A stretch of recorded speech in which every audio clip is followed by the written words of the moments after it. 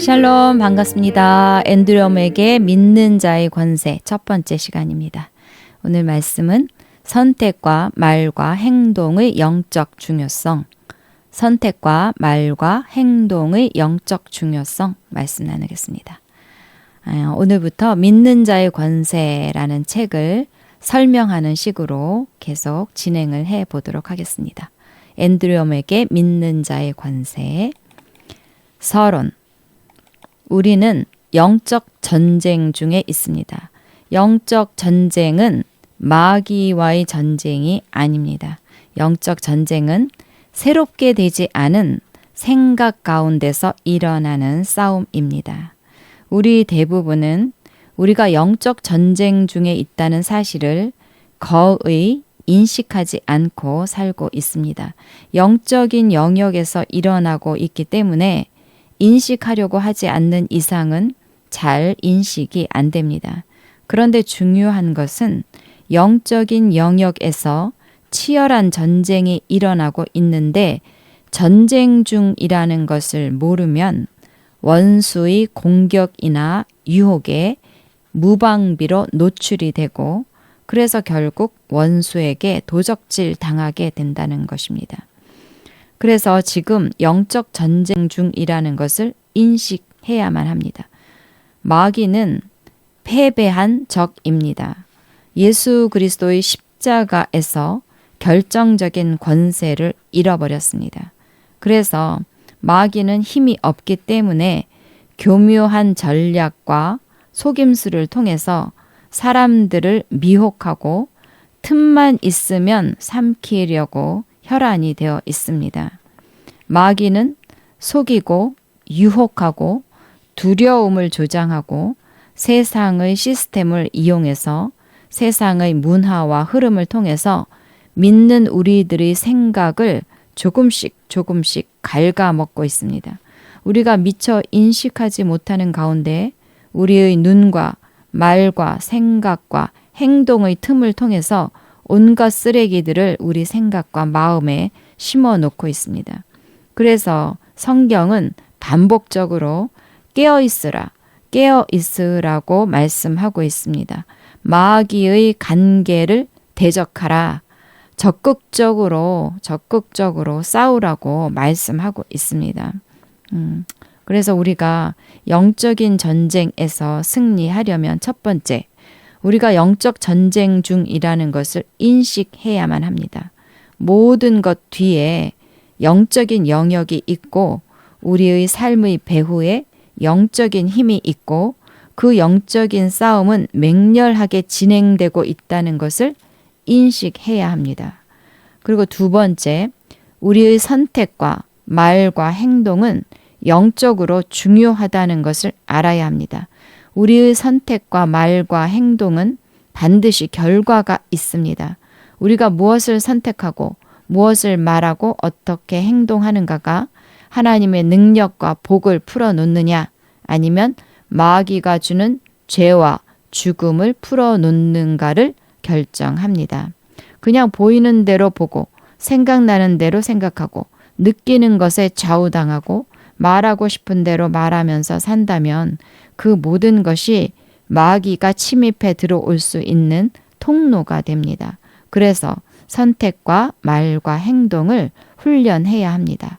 세 번째, 우리 믿는 자에게 어떤 권세가 있는지 알아야 하고 그 권세를 사용하는 법을 알아야 합니다. 우리의 믿는 자의 권세를 사용해서 원수를 다루는 법을 배워야 합니다. 마귀는 우리의 뜻을 거슬러서 우리를 통제할 수 없습니다. 마귀를 대적하면 마귀는 쫓겨갈 수밖에 없습니다. 그래서 우리는 우리의 권세를 사용해서 마귀의 일을 멸해야 합니다. 이 책 표지에 보면 교회에서 배우지 않은 것이라고 되어 있습니다. 저도 이 책을 읽으면서 영적 전쟁에 대해서 미처 인식하지 못했던 부분들에 대해서 알게 되었고 또 어떤 식으로 마귀의 틈을 막아버릴 수 있는지 어떻게 믿는 자의 권세를 사용해서 마귀를 적극적으로 대적할 수 있는지를 배울 수 있었습니다. 여러분도 이 책을 통해서 믿는 자에게 주신 권세를 이해하고 그 권세를 행한다면 사탄에게 어떤 영역도 내주지 않고 하나님이 주신 능력과 복이 이전보다 더 크게 여러분의 삶에 나타날 것입니다. 자, 1장. 우리는 영적 전쟁 중에 있습니다. 우리는 영적 전쟁 중에 있습니다. 에베소서 6장 10절에서 12절 말씀. 끝으로 너희가 주 안에서와 그 힘의 능력으로 강건하여지고 마귀의 간계를 능히 대적하기 위하여 하나님의 전신갑주를 입으라. 우리의 씨름은 혈과 육을 상대하는 것이 아니요 통치자들과 권세들과 이 어둠의 세상 주관자들과 하늘에 있는 악의 영들을 상대함이라. 아멘. 우리의 싸움의 대상은 사람들이 아닙니다. 사람들이 아니고 사람에게 영향을 끼치는 영적 세력입니다. 우리를 대적하는 것은 옆에 있는 사람이 아닙니다. 그들이 사탄의 영향이나 자극을 받을 수 있고 이용당할 수 있지만 그 사람들 자체가 진짜 원인 제공자는 아닙니다. 우리의 전쟁이 사람들과의 전쟁이 아니라는 것을 알아야 합니다. 그래야 영적 전쟁에서 바르게 대응할 수 있습니다. 앤드류 목사님 이야기입니다. 목사님이 전하는 말씀들에 대해서 대적하고 상당히 무례하게 굴면서 민감하게 반응했던 사람들이 있었다고 합니다. 목사님의 친한 친구들도 목사님을 대적했다고 해요. 그들에 대해서 목사님은 처음에는 왜 이 사람들이 나에게 이렇게 화가 났을까 하면서 인간적인 수준에서 반응했다고 합니다. 그런데 그 이후에 목사님은 마귀가 이 사람들을 이용하고 있다는 것을 깨닫게 되었다고 합니다. 마귀가 빼앗으려고 했던 것은 말씀이었습니다. 목사님은 그 사람들의 배후를 보고 그들의 말을 개인적으로 받아들이지 않았고 그들의 무례함에 대해서도 용서할 수 있었답니다. 그들이 뭐라고 하든 화를 내거나 상처받지 않았다고 합니다. 결국 말씀도 빼앗기지 않았다고 합니다. 그러니까 승리할 수 있는 승리의 비결은 사람들이 배후를 보는 것입니다. 그리고 사람들을 사용해서 마귀가 빼앗으려고 하는 마귀의 숨겨진 의도를 간파하고 인간적으로 반응하지 않는 것입니다. 케네스 해긴 목사님. 케네스 해긴 목사님도 사람들의 오해와 비난을 많이 받았다고 합니다. 해긴 목사님은 사람들의 비난에 대해서 아무런 반박도 하지 않고 이렇게 말했다고 해요. 그 사람들은 아직 영적 권세와 믿음의 원리를 이해하지 못한 것뿐입니다. 나는 그 사람들을 사랑합니다. 나는 사람들과 싸우지 않습니다. 그렇죠. 우리의 싸움의 대상은 사람들이 아니고 사람들의 배후에 있는 영적 세력입니다. 사탄의 목적은 사람들을 이용해서 우리를 자극하고 우리에게서 무언가를 훔치려고 하는 것입니다. 말씀을 빼앗고 믿음을 빼앗고 마음을 빼앗으려고 하는 것입니다. 사탄은 사람을 이용합니다. 사람을 이용합니다. 사탄은 베드로를 이용해서 예수님의 십자가를 막으려고 했잖아요. 예수님께서 제자들에게 장차 올 십자가 처형과 죽음과 부활에 관해서 말씀하셨을 때 베드로는 예수님께 아주 강하게 항변했습니다.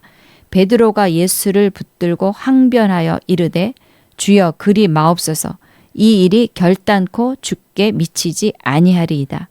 마태복음 16장 22절 말씀. 여기서 항변하다가 헬라어 원문을 보면 꾸짖다, 책망하다, 강하게 반대하다 이런 뜻을 갖습니다. 에피티마오 이 단어는 예수님께서 마귀를 꾸짖을 때 사용했던 단어와 똑같은 단어입니다. 베드로가 예수를 붙들고 항변할 때 에피티마오가 마가복음 11장 25절에 보면 예수께서 꾸짖어 이르시되 꾸짖어 에피티마오 꾸짖어 이르시되 잠잠하고 그 사람에게서 나오라. 귀신을 향해서 꾸짖을 때 사용했던 그 단어 에피티마오입니다. 베드로가 그러니까 예수님을 향해서 마치 귀신을 꾸짖듯이 예수님의 말씀을 강경하게 반대했던 겁니다. 겉으로 보기에는 예수님을 사랑하기 때문에 걱정하면서 한 말처럼 보입니다. 혹은 베드로의 인간적인 욕심, 정치적인 야욕을 갖고 있었는데 그것이 어긋나는 것에 대해서 분노했던 것으로 보입니다. 그런데 그 생각과 그 분노를 마귀가 이용해서 예수님의 구속 계획을 막으려고 한 것입니다. 마귀의 수법은 아주 철저하게 치밀하고 교묘합니다. 깨어있지 않으면 넘어가기가 쉽습니다. 베드로는 바로 직전에 성령의 감동으로 주는 그리스도시요 살아계신 하나님의 아들이라고 고백했습니다. 성령님께서 계시해 주지 않으면 절대 고백할 수 없는 고백을 했습니다. 그런데 이 놀라운 고백을 한 직후에 예수님을 향해서 강하게 항변을 한 것입니다. 마귀가 바로 이때를 노리는 것입니다. 예수님의 최고의 칭찬을 듣고 하늘을 찌를 듯 마음이 높아져 있을 때 베드로의 기질과 인간적인 생각을 마귀가 이용한 것입니다. 마귀는 절대 가볍게 볼 존재가 아닙니다. 예수님은 사탄이 베드로를 통해서 말하고 있었던 것을 아셨습니다. 그 말이 하나님께로부터 온 것이 아니었다는 것을 예수님이 아셨습니다. 예수님은 그것이 아버지께서 보여주신 그분의 뜻과 일치하지 않는 것을 알고 계셨습니다. 예수님은 십자가가 아버지의 뜻이라는 것을 분명히 알고 계셨습니다. 그래서 베드로에게 너가 하나님의 일을 생각하지 않고 도리어 사람의 일을 생각한다고 말씀하시면서 사탄아 내 뒤로 물러가라 이렇게 말씀을 하신 거지요. 그래서 넘어지지 않고 승리할 수 있는 비결은 그 사람의 배후를 보는 것입니다. 그 사람의 말이 하나님의 뜻과 일치하지 않는다면 그 뒤에는 영적인 세력이 있다는 것을 알아야 합니다. 이렇게 마귀는 사람들을 통해서 말할 때가 있습니다. 베드로는 자기 자신이 마귀에게 이용당하고 있다고는 생각하지 못했을 겁니다. 그래서 예수님께서 베드로를 향해서 사탄아 하면서 꾸짖으셨을 때 베드로는 큰 충격과 상처를 받았겠지요. 그렇지만 예수님은 분명하게 말씀하셨습니다. 사탄아 내 뒤로 물러가라 분명하게 말씀하셨습니다. 우리도 이런 식으로 마귀를 꾸짖어야 할 때가 있습니다. 예수님처럼 이 목소리가 누구로부터 오는지를 분별해야 합니다. 앤드류 목사님의 이야기입니다. 목사님과 목사님의 아내와 큰 아들과 어머니가 함께 여행을 가게 되었는데 어머니에게 약간 감기 기운이 있었다고 합니다. 그래서 어머니께서 아이를 나한테서 멀리 떨어뜨리렴. 그러지 않으면 감기에 옮을 거야. 아이를 에어컨 앞에 두지 마라. 감기에 걸릴 거야 하면서 하루 종일 감기 옮을 거야. 감기에 걸릴 거야. 조심해야 해. 조심해야 해. 감기 걸릴 거야 하면서 하루 종일 의심과 불신의 말을 계속해서 반복해서 말씀하셨다고 해요. 그래서 목사님은 그때마다 아니에요. 얘는 감기에 걸리지 않아요. 우리 아이는 감기에 걸리지 않아요. 어머니가 불신의 말을 할 때마다 감기 걸리지 않아요. 우리 아이는 감기 걸리지 않아요. 우리 아이는 감기 걸리지 않아요. 하면서 어머니의 말을 계속해서 반격했다고 합니다. 목사님은 말하는 것을 가지게 된다는 것을 알고 있었기 때문에 계속 어머니의 말에 대해서 반격해야만 했다고 합니다. 그런데 밤에 잠을 자는데 아들이 심한 기침을 하기 시작했고 목사님은 일어나서 방언으로 기도하고 후두염을 꾸짖으면서 목사님의 믿음을 풀어 놓았는데 30분 간격으로 계속해서 좋아졌다, 심해졌다, 좋아졌다, 심해졌다를 하기를 새벽 3시까지 계속 했다고 합니다. 그러니까 어머니가 앤디야 인정해라. 아이는 지금 아프단다 라고 말했답니다. 이때 앤드류 목사님은 어머니의 얼굴을 손가락으로 가리키면서 사탄아! 예수 이름으로 명하노니 닥쳐라. 나는 네 비난과 저주 중 그 어떤 것도 받지 않을 것이다. 내 아들은 복을 받지 저주를 받지 않아 라고 말하고 하나님의 말씀을 말하기 시작했다고 합니다. 와, 어머니를 향해서 손가락으로 가리키면서 사탄아 예수 이름으로 명하노니 닥쳐라. 내 아들은 저주를 받지 않아. 내 아들은 복을 받아. 그러면서 하나님의 말씀을 계속해서 말했다고 합니다. 굉장히 강하지요. 참 대단합니다. 그렇게 한 다음 아들은 깊은 잠을 잘 수 있었고 정말로 좋아졌다고 합니다. 그 이후에 어머니는 이틀 동안 여행을 갔는데 이틀 동안 온종일 아무 말도 하지 않았다고 해요. 그러다가 너가 나를 마귀라고 생각하다니 정말 유감이구나 하면서 우셨다고 합니다. 그래서 앤드류 목사님은 어머니는 충분히 아시잖아요. 저는 하나님의 말씀을 말했어요. 어머니는 정확히 하나님의 말씀과 반대되는 말씀을 하셨어요. 어머니는 정말로 사탄에게 자신을 내어주신 거예요. 어머니에게 화를 낸 게 아니에요. 저는 단지 마귀를 대적했을 뿐이에요. 마귀가 병고침에 대한 제 믿음을 도둑질하려고 했으니까요. 이렇게 말했다고 합니다. 마귀가 병고침에 대한 제 믿음을 도둑질하려고 했다. 이렇게 말했다고 합니다. 목사님 스스로 생각해봐도 자기 자신이 그렇게 한 것은 미숙한 것이었다고 합니다. 그러나 미숙했지만 공격의 배후에 사탄이 있다는 것을 알았다면 그 사람의 말을 대적해야 하는 원리는 변함없다고 말씀하고 있습니다. 예, 이것이 정말 중요합니다. 공격의 배후에 사탄이 있다는 것을 알았다면 그 사람의 말을 대적해야 합니다. 말하는 것을 갖기 때문이지요. 어머니가 계속 불신과 의심을 말을 하니까 결국 아이가 심한 기침을 하면서 더 아프게 된 것이고 목사님이 어머니의 말에 대해서 대적했기 때문에 질병의 세력이 꺾이고 치유가 나타난 것입니다. 어머니가 걱정이 돼서 한 말이지만 그 말을 마귀가 사용했고 그 말을 통해서 질병으로 공격할 수 있었고 더 나아가 목사님의 치유에 대한 믿음을 도적질하려고 했던 것입니다. 하나님의 말씀과 반대되는 말을 자꾸 들으면 믿음이 흔들릴 수밖에 없습니다. 그 사람이 그런 의도로 말한 것도 아니고 걱정을 해준 것이지만 그 사람의 말을 이용해서 마귀가 믿음을 흔들고 있는 것입니다.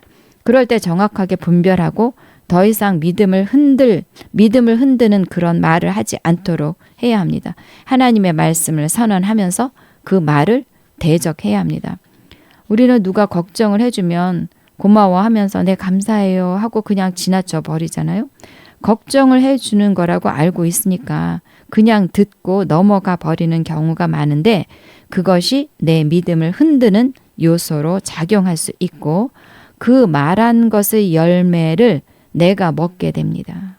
그래서 걱정의 말을 말하고 들으면 걱정의 열매를 먹게 되는 거지요.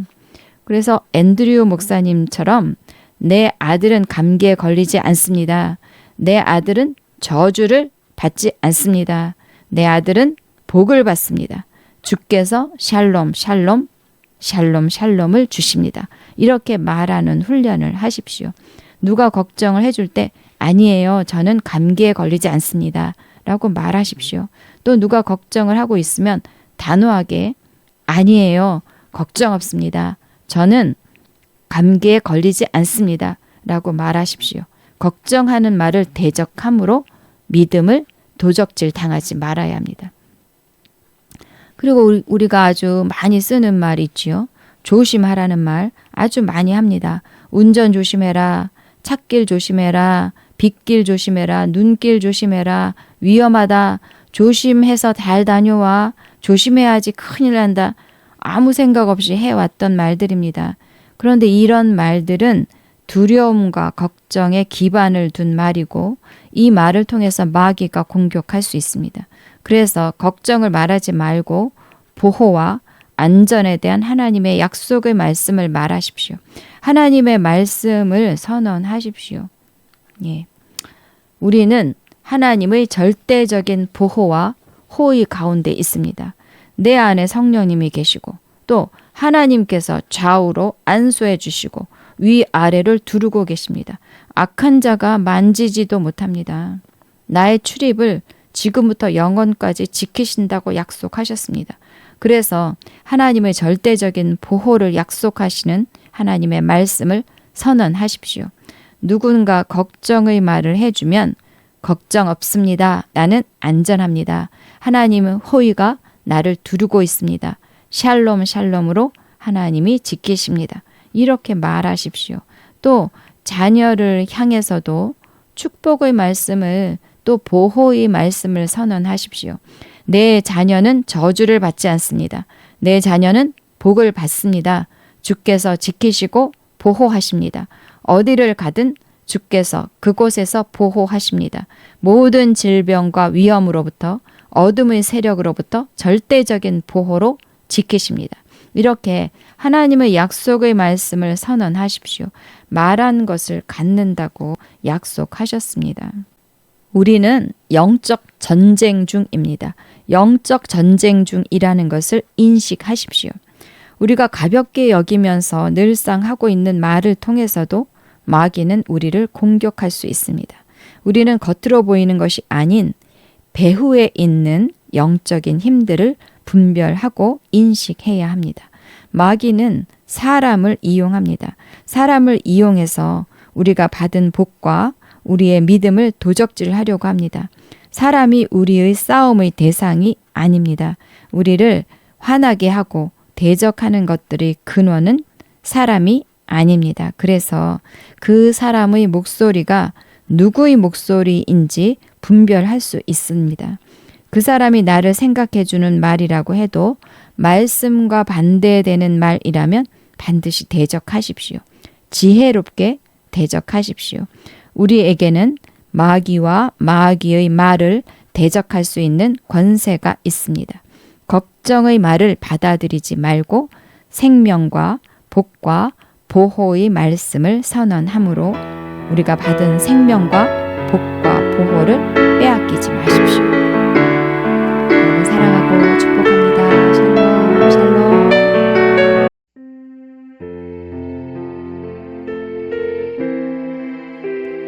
샬롬 반갑습니다. 앤드류 오메게의 믿는 자의 권세 두 번째 시간입니다. 오늘은 마귀에게 빼앗긴 것을 7배 회복하는 기도, 마귀에게 빼앗긴 것을 7배 회복하는 기도 말씀 나누겠습니다.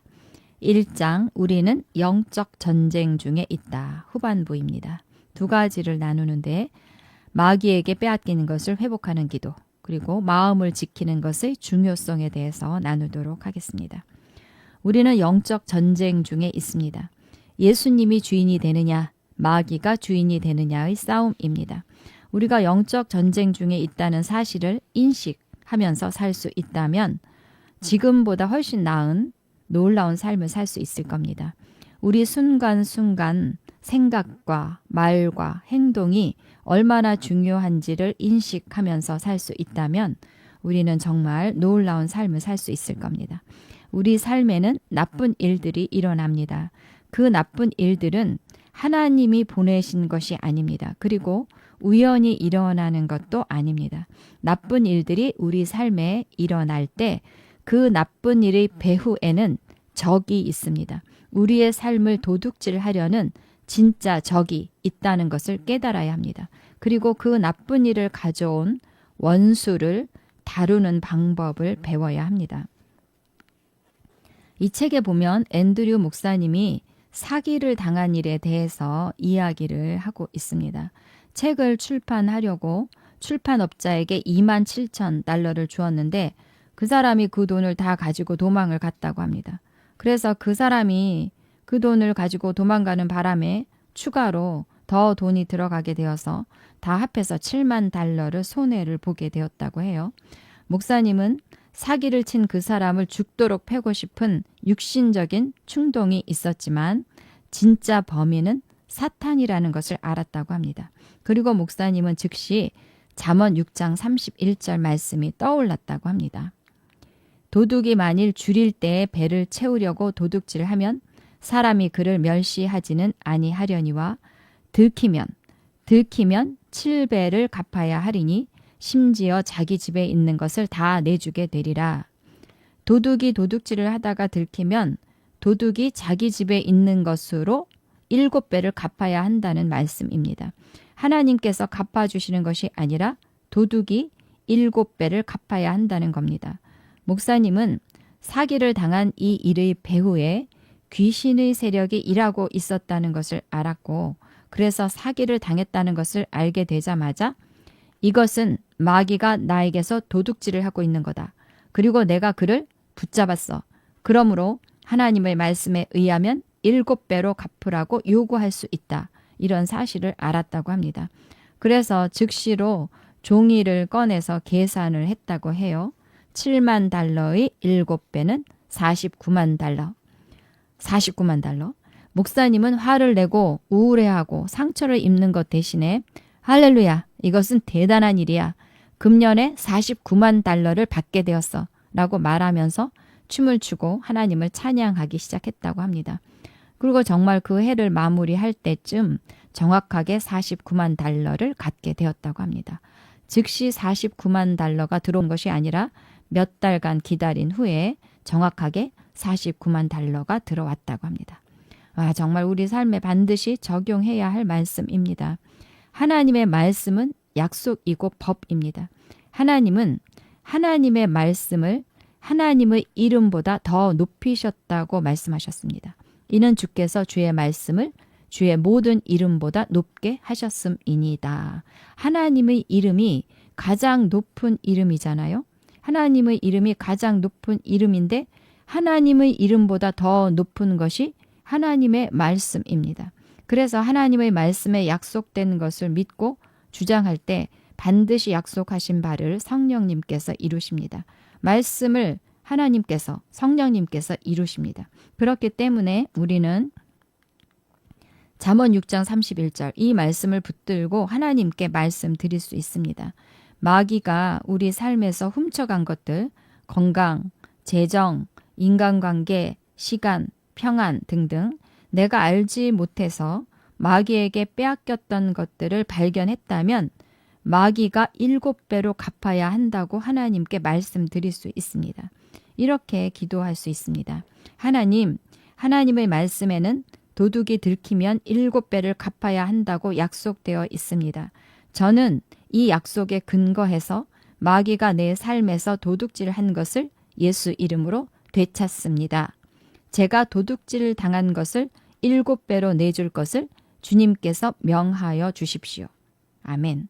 다시 한번 하나님, 하나님의 말씀에는 도둑이 들키면 7배를 갚아야 한다고 약속되어 있습니다.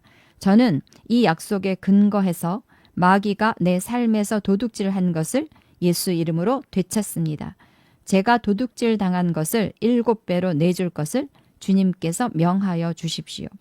이렇게 우리는 마귀에게 도둑질 당한 것에 대해서 예수 이름으로 되찾을 수 있습니다. 얼마나 좋습니까? 하나님의 말씀을 몰랐다면 이렇게 못할 텐데 하나님은 7배로 회복할 수 있도록 이런 말씀도 성경에 실어 놓았습니다. 그래서 우리가 단순히 회복되기를 수동적으로 기다리는 것이 아니라 말씀에 근거해서 7배 회복을 믿음으로 선포하고 마귀에게서 찾아오는 것입니다. 이것이 우리 믿는 자에게 주신 권세를 사용하는 방법이고 하나님의 은혜를 누리는 원리입니다. 내가 몰라서 마귀에게 속았거나 또 나의 잘못과는 상관없이 마귀의 공격으로 손실을 입었을 때 이렇게 7배의 회복을 구할 수 있습니다. 자, 그렇다면 내가 의도적으로 죄를 저질러서 내 죄 때문에 어떤 손실이 있었다면 어떻게 해야 할까요? 여기에 대해서도 하나님의 은혜를 구할 수 있습니다. 먼저는 나의 잘못을 인정하고 고백하고 돌이켜야겠지요. 그 다음에 하나님의 회복의 약속을 믿음으로 붙들 수 있습니다. 주님, 제가 회개하고 돌이켰습니다. 하나님의 용서를 받습니다. 이제 마귀에게 빼앗긴 영역을 예수 이름으로 되찾습니다. 제가 도둑질 당한 것을 7배로 내줄 것을 주님께서 명하여 주십시오. 이렇게 기도할 수 있습니다. 하나님은 돌이킨 자를 회복시키신다고 약속을 하셨습니다. 너희에게 이른 큰 군대 곧 메뚜기와 느치와 황충과 팥중이가 먹은 해수대로 내가 너희에게 갚아주리니 내 죄로 인해서 어떤 손실이 있었다고 해도 회개하고 돌이킨다면 잃어버린 것들에 대해서 회복시켜 주시는 은혜의 하나님이십니다. 물질적인 회복, 잃어버린 시간, 기회 이런 것들도 다시 회복시켜 주시는 하나님이십니다. 그래서 예수 이름으로 잃어버린 것들을 되찾으십시오. 좋으신 하나님, 은혜의 하나님이십니다. 우리의 부족이나 욕심, 연약함, 실수 때문에 잃어버린 시간들, 기회들 이런 것들도 다시 회복시켜 주시는 하나님이십니다. 얼마나 감사합니까? 하나님은 우리에게 풍성한 생명을 주시기 위해서 예수님을 보내셨습니다. 내가 온 것은 양으로 생명을 얻게 하고 더 풍성히 얻게 하려는 것이라. 아멘. 요한복음 10장 10절 말씀. 그래서 마귀에게 빼앗기면 안 되겠습니다. 만약 질병으로 인해 건강, 재정, 시간, 인간관계의 손실 이런 것들이 있었다면 마귀의 공격이라는 것을 분별하고 잠언 6장 31절 말씀에 근거해서 예수 이름으로 되찾으십시오. 7배로 내줄 것을 주님께서 명하여 달라고 구하고 그래서 하나님의 은혜를 누리십시오. 잃어버린 것을 찾아올 수 있는 놀라운 권세가 우리에게 주어졌습니다. 사용하십시오. 자, 이번에는 마음의 중요성에 대한 말씀입니다. 앤드류 목사님이 어떤 분에게 돈을 빌려주었는데 그분이 돈을 갚지도 않고 오히려 다시 또 돈을 빌리러 왔는데 목사님은 그냥 돈을 빌려주었다고 합니다. 그 사람이 돈을 갚지 않은 것에 대해서 기분이 상하지도 않았고 화도 내지 않았고 그냥 돈을 빌려주었다고 합니다. 그 일의 배후에 사탄이 있다는 것을 알았기 때문에 그렇게 했다고 합니다. 마귀가 사람을 이용해서 용서하지 못하게 하고 분노하게 해서 목사님의 마음을 빼앗으려고 한다는 것을 알았기 때문에 마음을 빼앗기지 않으려고 그냥 돈을 빌려주었다는 겁니다. 그리고 그들에 대해서 그들이라고 한 것을 보면 여러 사람이 그렇게 한 것 같아요. 목사님은 그들에 대해서 그냥 선물로 여기세요. 나는 여기 앉아서 그것에 대하여 악의를 품지 않을 것입니다. 그럴 가치가 없습니다. 라는 태도를 취한다고 합니다. 와, 돈을 빌려주었는데 돈을 갚지 않은 사람이 또 와서 돈을 빌려달라고 할 때 기분 나빠하지 않고 그냥 또 다시 돈을 빌려준다는 것이 쉬운 일이 아닙니다.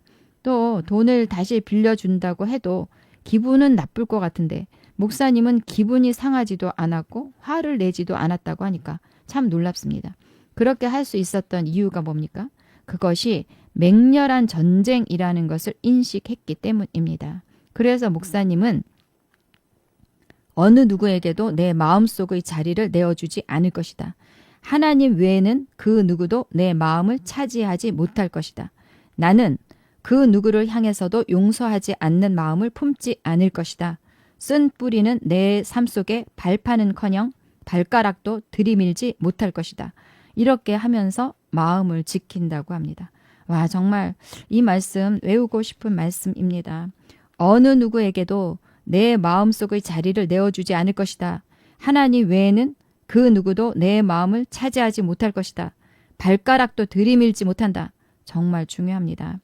마귀가 노리는 것은 우리의 마음입니다.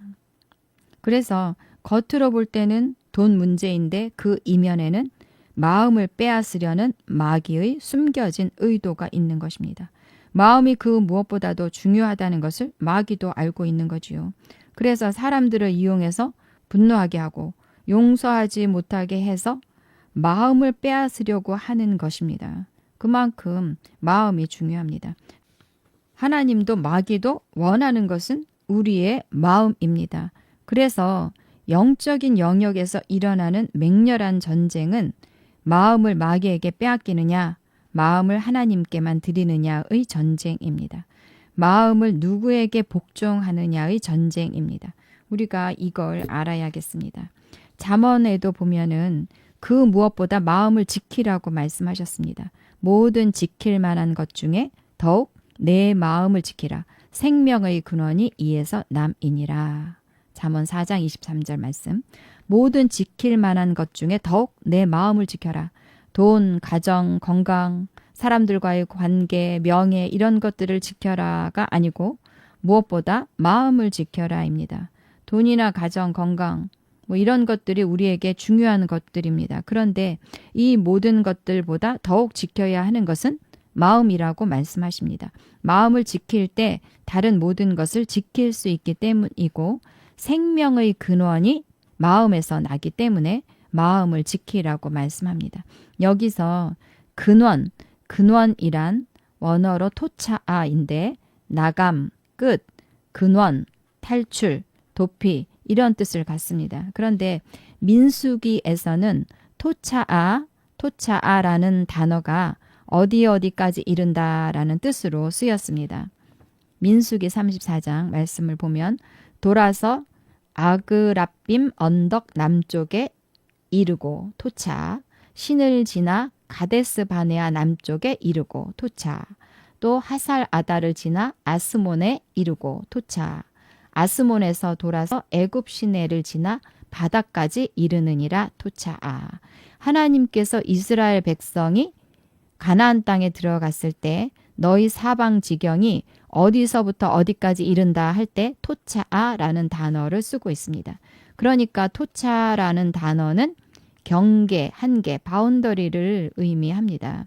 그래서 잠언 4장 23절 생명의 근원이 마음에서 난다는 것은 생명의 경계가 마음에서 난다는 거지요. 즉 마음이 내 생명의 경계다.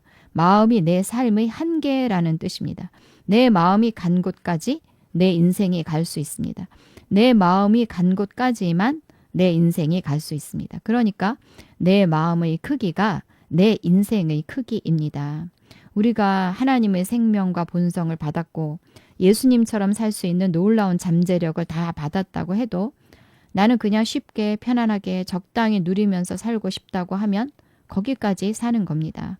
내 마음 이상을 갈 수가 없습니다. 하나님이 내 인생을 제한하는 것이 아니라 내 마음이 내 인생을 제한하는 거지요. 내 인생의 크기를 정하는 것이 내 마음입니다. 요한 3서 1장 2절에서도 같은 말씀을 하고 있습니다. 사랑하는 자여 무엇보다도 내 혼이 형통하는 것 같이 너가 형통, 프로스퍼, 재정적으로 형통하고 건강, 육체적으로, 정신적으로 건강, 헬스, 건강하기를 내가 바라노라. 내 혼이 형통한 것만큼 건강하고 내 혼이 형통한 것만큼 재정적으로 부유할 수 있다고 말씀하고 있습니다. 내 마음의 크기만큼 건강할 수 있고 내 마음의 크기만큼 부유할 수 있다는 거지요. 그러니까 건강이나 부유가 내 생각에 달렸다는 것입니다. 뇌과학자들도 뭐라고 하는가 하면 건강의 75%에서 98%가 생각으로 결정된다고 합니다. 운동하고 좋은 거 먹고 잘 자고 쉬고 그런 것보다 생각이 건강을 좌우한다고 해요. 최소한 75%, 최대한 98%까지 생각이 건강을 결정한다고 말하고 있습니다. 생각, 마음이 이렇게 중요합니다. 우리 인생의 바운더리가 되는 거죠. 그래서 무엇보다도 마음을 지키는 것이 중요한데 어떻게 지킵니까? 말씀 외에는 다른 어떤 것도 들어오지 못하도록 지키는 것입니다. 걱정이나 근심, 미움, 원망, 상처, 쓴뿌리, 악의, 이기심 이런 것들이 들어오지 못하도록 오직 말씀만 마음에 들어오도록 지키라는 것입니다. 문지기가 지키고 있듯이 마음을 지키라는 거지요. 내 마음이 내 삶의 한계를 결정합니다. 내 마음 이상으로 살 수 없습니다. 그리고 나의 행동은 내가 가지고 있는 권세의 가장 큰 표현이 된다고 앤드류 목사님이 이 책에서 말씀하고 있습니다. 나의 행동은 내가 가지고 있는 권세의 가장 큰 표현이다. 그러니까 내가 행동하는 것을 보면 내가 누구의 권세 아래 있는지를 알 수 있다는 거지요. 나의 행동은 내가 누구의 권세 아래 있는지를 표현하는 것입니다. 이렇게까지는 생각해 보지 않았는데, 예를 들어서 돈 때문에 마음의 평안을 잃어버리고 용서하지 못하는 마음과 쓴뿌리로 괴로워하고 있다면 그런 행동은 내가 돈의 권세 아래에서 휘둘리고 있다는 것이고 마귀의 권세 아래에 있다는 것을 표현하는 거라는 거지요. 내 마음의 평안을 지켜야 하는데 돈 때문에 평안을 잃어버리고 내 마음을 지키지 않고 마귀가 들락날락 하도록 만들고 있는 거라는 것입니다. 반대로 마음을 지키기 위해서 돈을 손해보는 것을 택할 수 있다면 그런 행동은 내가 하나님의 권세 아래 있다는 것을 표현하는 것입니다. 내 마음에는 오직 하나님만 들어올 수 있다고 마음을 지키는 거지요. 그러니까 마음을 누구에게 복종시키느냐, 그 문제입니다. 저도 그렇고 우리는 정말 마음의 중요성을 많이 인식하지 않고 사는 것 같습니다. 마음이 중요하다는 것을 알아도 마음을 지키는 일에는 소홀했던 것 같아요. 기분이 나쁘면 그냥 기분 나빠하고 속상하면 그냥 속상해하고 하루에도 몇 번씩 오르락 내리락 하는데 그것이 우리 모습인 것 같습니다. 화가 나면 그냥 화내고 상처 주면 상처받고 돈 빌리러 온 사람이 있으면 또 그 사람이 안 갚으면 미워하고 안 갚은 사람이 또 돈 빌려달라고 하면 빌려주지 않으면서 속으로 욕하고 미워하고 그러면서 불편한 마음을 갖고, 그런데 중요한 것은 그럴 때마다 우리 마음이 마귀에게 노출되고 있다는 건데 그런 것을 거의 인식하지 않고 삽니다. 그러니까 우리 마음에 하나님 말씀이 아닌 다른 쓰레기들이 얼마나 많이 들어가 있겠습니까? 마음에 문지기를 두고 미움이나 걱정, 쓴뿌리 이런 것들이 들어오지 못하도록 지켜야 합니다. 문지기가 없이 아무 감정이나 아무 생각이나 다 들어오게 한다면 그만큼 우리 삶의 경계가 쪼그라드는 거잖아요. 정말 마음을 지켜야겠다고 인식하고 결단하고 마음을 지켜야겠습니다. 그래서 말을 하십시오. 자꾸 말하는 것이 큰 도움이 됩니다. 하나님 말씀 외에는 그 어떤 것도 내 마음에 들어올 수 없다.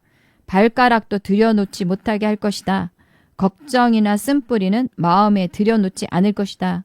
용서하지 않는 마음은 내 마음에 들어올 수 없다. 이렇게 말하고 작정을 하십시오. 걱정이 느껴질 때 마귀가 내 마음을 빼앗으려고 한다는 것을 빨리 인식하고 안 돼! 발가락도 들일 수 없다! 하면서 마음을 지키십시오. 걱정하기 시작하면 끝없이 걱정하게 됩니다. 걱정을 무방비로 놔두면 한도 끝도 없이 걱정에 휘말리게 되고 걱정은 걱정을 부르고 미움은 미움을 부릅니다. 그래서 저도 아주 작정을 하고 나는 걱정을 하지 않는다. 나는 걱정을 하지 않기로 결정한다. 나는 마음을 지킬 것이다. 내 마음에는 걱정이 들어올 수 없다. 내 마음에는 미움이 들어올 수 없다 하면서 마음을 자꾸 지키려고 합니다. 정말 우리 마음에는 오직 하나님의 말씀만, 오직 하나님만 계시도록 정신 바짝 차리고 마음을 지켜야 하겠습니다. 그리고 많은 경우에 돈 문제로 잘 넘어지게 됩니다. 돈에 대해서는 좀 더 민감해집니다. 그래서 특별히 돈에 대해서 경계해야 합니다. 돈 때문에 마음을 잃어버리지 않겠다고 작정을 해야 합니다. 그래야 마음을 지킬 수 있습니다. 우리는 돈을 부리는 자입니다. 필요한 곳으로 돈을 보내는 자들입니다. 돈을 다스리는 자입니다. 그래서 돈의 지배를 거절하십시오. 미움이나 쓴뿌리를 거절하십시오. 앤드류 목사님이 했던 것처럼 그냥 선물로 여기세요. 나는 여기 앉아서 그것에 대해 악의를 품지 않을 것입니다. 그럴 가치가 없습니다. 이렇게 해봅시다. 화낼 가치가 없습니다. 이것이 부유한 자의 사고 방식입니다. 이것이 돈에 지배당하지 않는 권세의 표현입니다. 단순히 화를 안 내고 쓴뿌리를 갖지 않는다는 것 이상의 의미가 있습니다. 마음을 빼앗기느냐, 지키느냐의 문제입니다. 그리고 마음을 하나님께만 드리는 것은 내가 하나님의 권세 아래 있다는 것을 표현하는 것이 됩니다. 그래서 화낼 가치가 없는 것이라고 생각하면서 마음을 지키는 연습을 하십시오. 돈 때문에 마음의 평안을 빼앗기지 않는 연습을 하십시오. 그리고 어차피 돈이 내 돈도 아니고 다 하나님 돈입니다. 다 여호와의 것이로다. 은도 내 것이요 금도 내 것이니라. 만군의 여호와의 말이니라. 다 하나님 것입니다. 그리고 하나님 돈이 다 내 돈입니다. 우리는 하나님의 상속자이고 그리스도와 공동 상속자입니다. 필요한 모든 것이 예비되어 있습니다. 돈이 우리 마음을 이리저리 흔들 수 없습니다. 너는 나를 주관할 수 없다고 말하십시오. 그래서 마음을 지켜내십시오. 자, 오늘 말씀 요약합니다. 몰라서 마귀에게 속았거나 나의 잘못과는 상관없이 마귀의 공격으로 손실을 입었다면 마귀에게서 잃어버린 것들의 7배를 찾아올 수 있습니다. 예수님의 이름으로 찾아오십시오. 그래서 하나님이 주신 유업을 누리십시오. 그리고 무엇보다 마음을 지키십시오. 마음에 문지기를 두고 지키십시오. 마음에는 오직 하나님의 말씀만, 오직 하나님만 계시게 합시다. 그럴 때 우리는 정말 한계 없는 인생을 살 수 있습니다. 우리의 잠재력은 무한합니다. 그러나 내 마음이 내 인생의 바운더리를 결정합니다. 마음을 지키십시오. 여러분 사랑하고 축복합니다. 샬롬.